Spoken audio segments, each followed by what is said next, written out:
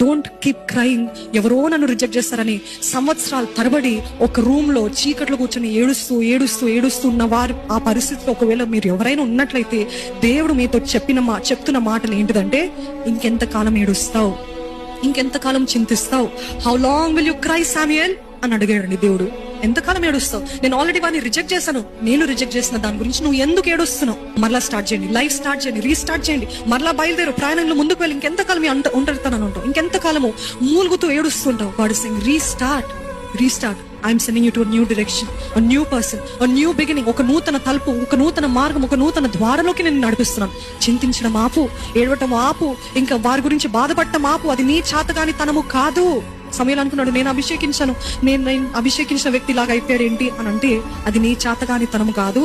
అది సౌలు చేసిన రిబెలియన్, తిరుగుబాటు, అది చేసిన అవిధేయత పనులను బట్టి విసర్జించాను అని చెప్పాడని.